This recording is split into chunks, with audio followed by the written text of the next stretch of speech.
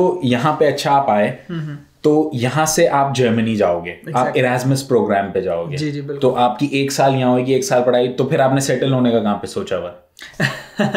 Admission process के हवाले से मैं एक बहुत अहम बात यहाँ पे करना चाहूँगा कि अगर आप ग्रेजुएशन के लिए आ रहे हैं और हेलसिंकी बहुत पीसफुल है, बहुत ज़बरदस्त है, अपॉर्चुनिटीज से भरा हुआ है, मैं कहूँगा आपको। अरे भाई, जो बंदे यहाँ वोल्ट में जॉब करते हैं वही 5,500 यूरो महीने का कमा लेते हैं। ये फ्री में पढ़ रहे हैं यहाँ पे, इनको उल्टा पैसे मिलते हैं।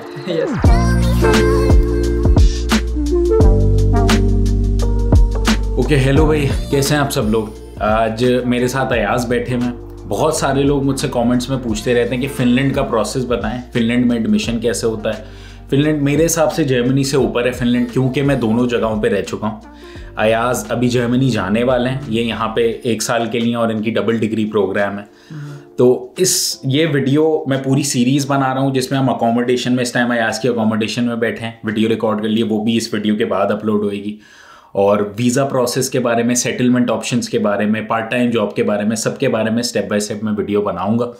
तो वो सारे आप लोग ये सीरीज़ फॉलो कर सकते हैं और अयाज उस सीरीज़ में हमें लीड करेंगे। तो ये वाली वीडियो हम स्पेसिफिकली एडमिशन प्रोसेस के बारे में बनाएंगे फिनलैंड के, कि फिनलैंड जिन जिन लोगों ने आना है, एडमिशन की रिक्वायरमेंट्स क्या होती हैं और प्रोसेस क्या होता है।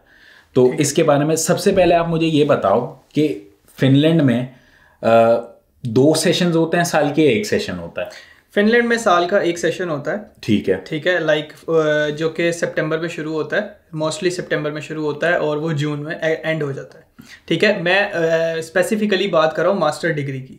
ठीक है, मास्टर डिग्री के यहाँ पे जो भी जितनी भी एनरोलमेंट्स होती हैं वो शुरू होती हैं लाइक अगर आप देखें तो साल के जनवरी में वो शुरू करेंगे एडमिशन प्रोसेस को। ठीक है, आपको जनवरी में कोई एडमिशन लेटर या ऑफर लेटर दे देंगे, उसके बाद फरवरी में उसके प्रोसेस होते जाते हैं। यहाँ के इनकी ऑनलाइन एनरोलमेंट्स होती हैं बहुत सारी, कई जगहों पे ये लोग ना एनरोलमेंट प्रोसेस करते हैं आपके, लाइक पूरी यूनिवर्सिटी में आपकी एक्सेस को लाइक इंश्योर करने के लिए कि आप सब जगहों पे एक्सेस हो, आपकी लाइब्रेरी में भी हो, हर जगह पे आपकी ऑनलाइन एक्सेस हो, तो वो सारा प्रोसेस होता है। तो उसको वो जनवरी में आप एडमिशन प्रोसेस करेंगे। अगर आप उनके मेरिट पे आते हैं तो आपको वो एक ऑफर लेटर दे देंगे। साल में 1 सेशन होता है। वैसे बहुत सारी यूनिवर्सिटीज में 2 सेशन भी होते हैं, मगर ये जिसका बता रहा हूँ studyportal.fi एक फिनलैंड का पोर्टल है जिससे इन्होंने अप्लाई करा होगा एडमिशन, वो साल में 1 दफा खुलता है। वैसे कुछ ऐसी यूनिवर्सिटीज भी होती हैं जो साल में 2 सेशंस देती हैं, मगर वो आपको यूनिवर्सिटीज में प्राइवेट वेबसाइट्स पे जाके अप्लाई करना होता है। ऐसा ही है? जी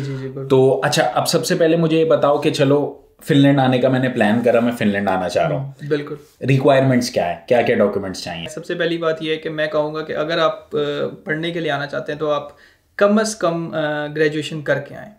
ठीक है, मास्टर डिग्री के लिए आएँ, क्योंकि मास्टर डिग्री एक तो अरसा कम है, ठीक है, और आपको एडमिशन भी मिल जाता है इजीली। और जो ग्रेजुएशन की डिग्री के लिए लोग आते हैं उनको बहुत ज़्यादा फीस वगैरह के लिए फिर परेशान होना पड़ता है। सही बात है। ठीक है, क्योंकि अगर आपने ग्रेजुएशन में एडमिशन ले लिया और आप 4 साल के लिए फंस गए, जिसमें आपने फीस भी देनी है, अपने खर्चे भी मैनेज करने हैं, और क्योंकि यहाँ पे आपने हर चीज़ यूरोज में पे करनी है, तो एवरी टाइम आपको बस जहन में यही रहेगा कि यार मैं पाकिस्तानी रुपीज़ में तो ये चीज़ इतनी ज़्यादा महंगी है। और ये सभी लोगों के साथ है। मास्टर डिग्री के लिए यहाँ पे अगर आपने अप्लाई करना है तो उसकी कुछ वेबसाइट्स हैं जो कि मैं भी शेयर कर दूँगा मिनाल भाई से, और वो हम इसके वीडियो में भी हम कर देंगे। वहाँ पर आप जाएँ और उधर जाकर आपने बस अपना रेलिवेंट कोर्स सर्च करना है जिसमें आप अप्लाई करना चाहते हैं, 1 या 2 जितने भी आप कोर्सेज में अप्लाई करना चाहते हैं, टू इंश्योर कि आपको एडमिशन मिल जाए। वंस आपको एडमिशन मिल गया है, ठीक है, अब एडमिशन मिलने के लिए भी फर्दर उसके कुछ क्राइटेरियाज हैं। लाइक आपको कुछ कोर्सेज के लिए आइल्स चाहिए होता है, कुछ के लिए आइल्स नहीं चाहिए होता। ठीक है, जो मैंने कोर्स में एडमिशन लिया उसमें एक तो आइल्स चाहिए था, प्लस उसमें 7 बैंड्स भी रिक्वायर्ड थे, which was strict requirement. Like उसके बगैर आपको एडमिशन नहीं मिल सकता उसमें। आपकी यूनिवर्सिटी कौन सी है पहले बताओ? मेरी यूनिवर्सिटी है मेट्रोपोलिया यूनिवर्सिटी, और मेरा कोर्स है construction and real estate management, masters degree. और बैचलर्स किस चीज में था? मेरा बैचलर्स था building and architectural engineering, UIT Lahore से। और सीजीपीए क्या थी उसमें? मेरा सीजीपीए उसमें था 3.32।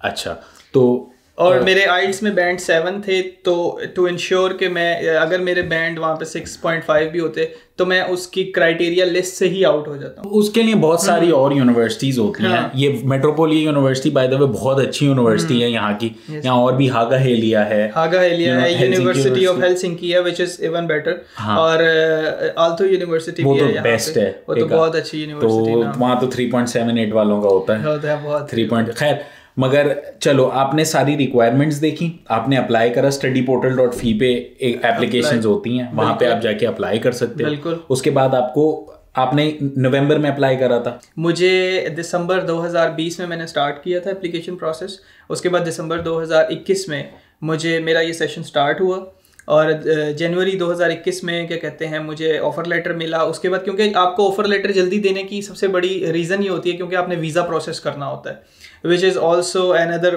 बिग प्रोसेस, जो कि एक लेंथी प्रोसेस होता है। अच्छा, तो आप फिनलैंड में यूनिवर्सिटीज़ में पढ़ाई करने के लिए फ़ीसें होती हैं? फीसें होती हैं, बिल्कुल। आपके कोर्स की कितनी फ़ी है?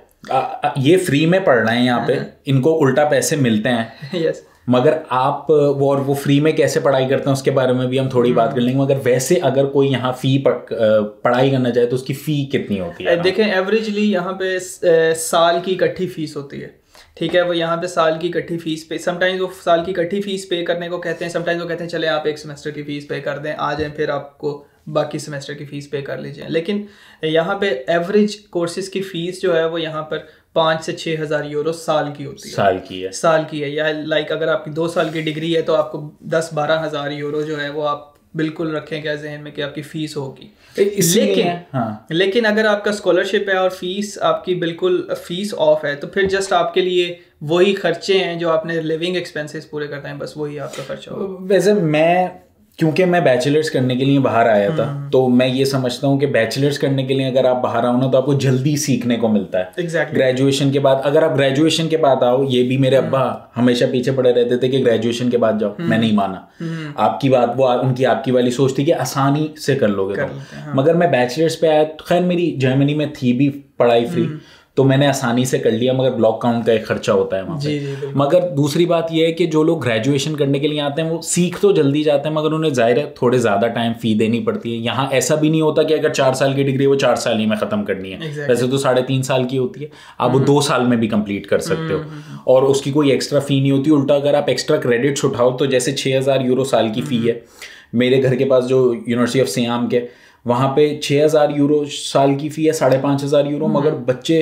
60 क्रेडिट उठाते हैं सेमेस्टर के, और उन्होंने 50% स्कॉलरशिप ले लिया उस पर। ऐसे स्कॉलरशिप भी मिल जाती है अगर आप ज़्यादा क्रेडिट्स उठाओ और वो पास भी करो, और ऊपर से आपकी डिग्री भी जल्दी ख़त्म हो जाती है। और यहाँ पार्ट टाइम जॉब्स की भी इतनी मुश्किल नहीं होती। बिल्कुल, पार्ट टाइम जॉब के हवाले से भी हम एक सेशन करने वाले हैं इंशाल्लाह, वो भी आपको बताएंगे। मेरे भी 2 दोस्त हैं पाकिस्तानी, वो ग्रेजुएशन के लिए यहाँ पे आए हैं, तो वो लोग भी ना क्या कहते हैं, उनकी भी फीस है ग्रेजुएशन की, ज़ाहिर है उनमें से एक की कोई फीस है 5,500 यूरो साल की। बट क्या है कि he was going for that scholarship, 50% scholarship, तो वो उसने भी इसी तरह कुछ किया है कि 60 क्रेडिट उठाए हैं, और वो 50% स्कॉलरशिप जो है वो यहाँ पे, क्योंकि ये डायरेक्टली आपको वो यूनिवर्सिटी की तरफ से ऑफर हो जाती है, तो आपको बहुत आसान हो जाता है अगर आप। और फिर आप अगर आपकी साल की फीस 2,500 यूरो है, तो फिर इतना एक जो है मैं कहूँगा कि यू कैन इजीली मैनेज। नहीं, ये बिल्कुल इजीली आप मैनेज कर लेते हैं। इतने पैसे तो आप आप 3-4 महीने में आप। अरे भाई, जो बंदे यहाँ वोल्ट में जॉब करते हैं वही 5,500 यूरो महीने का कमा लेते हैं। वो तो खैर, अगर पूरा रगड़ा लगाएं अपना, तो वही 5,500 यूरो महीने का तो कमा लेते हैं फिनलैंड में। आप ही ने बताया मुझे, और मैंने खुद देखा भी है, यूट्यूब पे वीडियोस पढ़ी, 8,000 यूरो एक बंदे ने वोल्ट में कमा लिए। मगर दूसरी बात यह कि आप जरूरी वो 24 घंटे ही वही वोल्ट पे लगा रहता होगा। मगर पार्ट टाइम जॉब से फीसें भी निकालना उतना, जिस मुल्क की ज़्यादा फीसें होती हैं वहाँ फीसें भी निकालना आसान होता है। अगर आपको स्कॉलरशिप नहीं भी मिली तब भी आप फीसें निकाल सकते हो। मगर खैर, हम एडमिशन पे थे। अच्छा भाई, आपको आइल्स चाहिए था, 7 बैंड्स आपके आ गए। यूनिवर्सिटी ऑफ हागाहेलिया, उसमें आइल्स की रिक्वायरमेंट नहीं होती। उसमें आपकी बैचलर्स वालों को कोई 55-60% चाहिए होती है, और मास्टर्स वालों को जो मास्टर्स पे आने वाले हैं उनको 2.5-2.6 CGPA चाहिए होती है, और वो उनके काफ़ी सारे कोर्सेज हैं। इंग्लिश तो सबसे अच्छी बात है, यहाँ इंग्लिश में पढ़ाई होती है। इंग्लिश में पढ़ाई, हाँ, सबसे अच्छी बात यही है क्योंकि जर्मनी में अगर आप कभी कोर्स सर्च करते हैं तो उसमें बहुत सारे कोर्सेज कहते हैं सीधे सीधे जर्मन लैंग्वेज में, partial English, partial English, partial language. तो यहाँ पे इंग्लिश लैंग्वेज में है कोर्सेज, और मैं भी जो कोर्स पढ़ रहा हूँ वो इंग्लिश में ही है। अच्छा, तो आपको जो यहाँ पे अच्छा आप आए, तो यहाँ से आप जर्मनी जाओगे, आप इरास्मस प्रोग्राम पे जाओगे। जी बिल्कुल। तो आपकी 1 साल यहाँ होगी, 1 साल पढ़ाई, तो फिर आपने सेटल होने का कहाँ पे सोचा हुआ?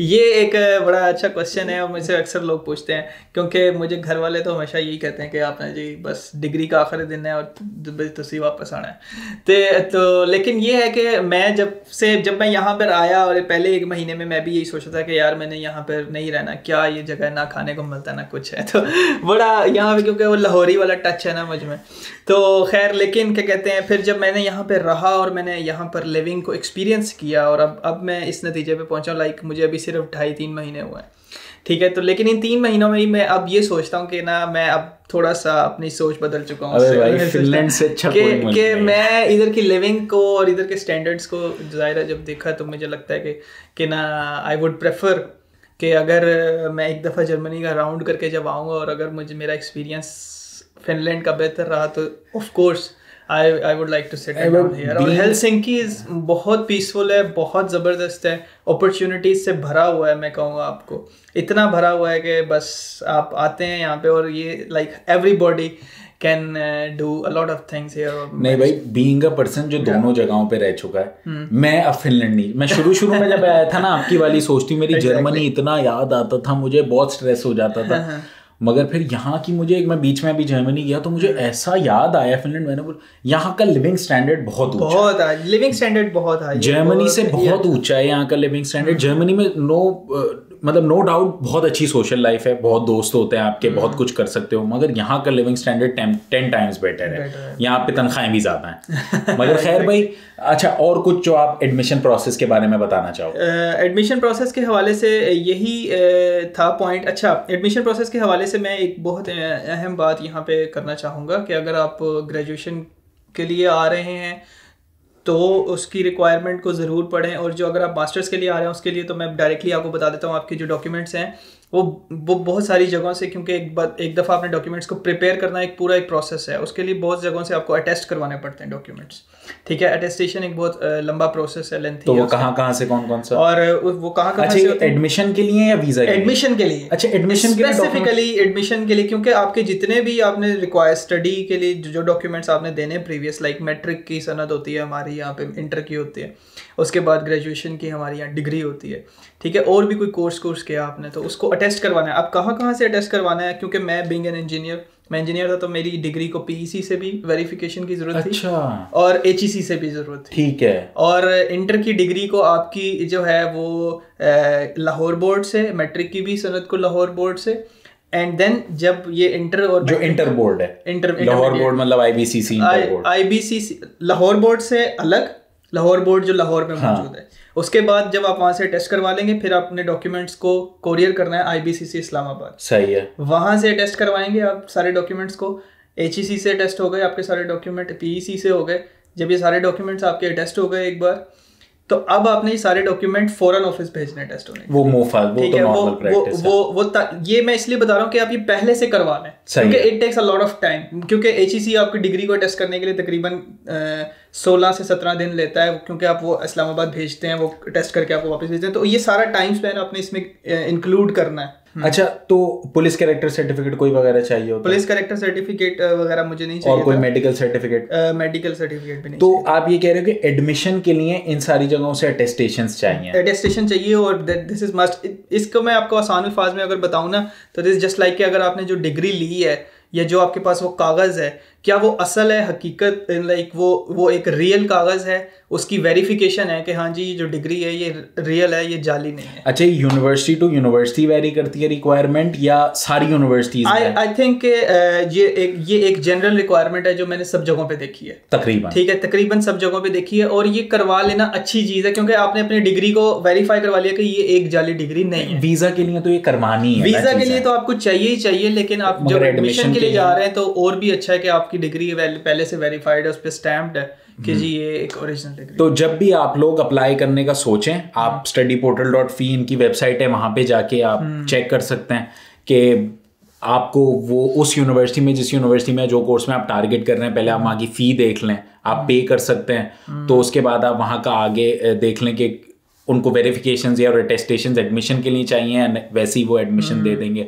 इंटर का सर्टिफिकेट, इंटर की मार्कशीट, मैट्रिक का सर्टिफिकेट, मैट्रिक की मार्कशीट आपकी, अगर आप मास्टर्स पे आ रहे हैं तो आपकी डिग्री और फाइनल ट्रांसक्रिप्ट, और ट्रांसक्रिप्ट की बैक साइड जिस पे आपका ग्रेडिंग सिस्टम लिखा हुआ होता है, आपका आइल्स, आपकी CV, रिकमेंडेशन लेटर चाहिए होता है। हाँ जी, इसमें एक और लेटर ऑफ मोटिवेशन एडमिशन के लिए एडमिशन के लिए लेटर ऑफ मोटिवेशन की जितना आइल्स की जैसे कहते हैं ना कि बहुत ज़्यादा रिक्वायरमेंट है या जो बहुत इंपॉर्टेंस है, इसी तरह लेटर ऑफ मोटिवेशन की भी इसमें उतनी ही इंपॉर्टेंस है। मैं कहूँगा बल्कि लेटर ऑफ मोटिवेशन की इससे भी ज़्यादा इंपॉर्टेंस है। मगर ये सिर्फ मास्टर्स प्रोग्राम, लेकिन सिर्फ मास्टर्स के लिए, बैचलर्स के लिए लेटर ऑफ मोटिवेशन नहीं रिक्वायर्ड होता।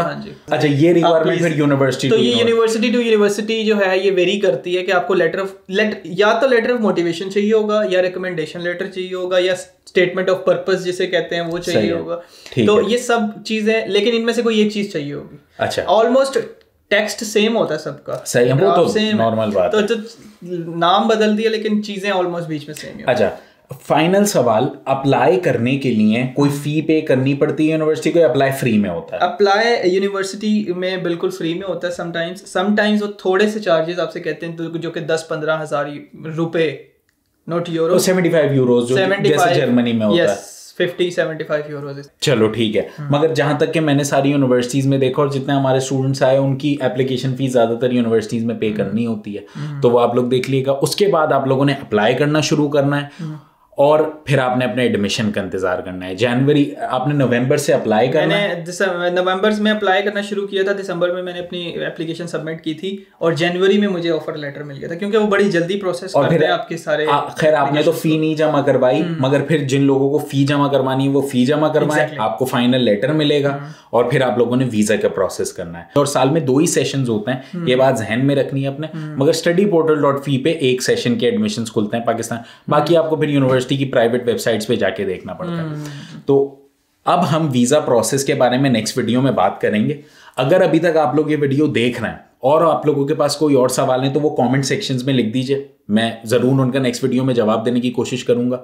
अगर आप लोग हम मुझसे कांटेक्ट करना चाहते हैं तो ये मेरे इंस्टाग्राम, फेसबुक और कैलेंडर के links, if you want to book a class और अपना केस डिस्कस करना चाहते हैं तो फिर आई सपोज आज के लिए इतना ही। फिर कल मिलते हैं ना। पीस आउट कर दो यार। Okay, peace out.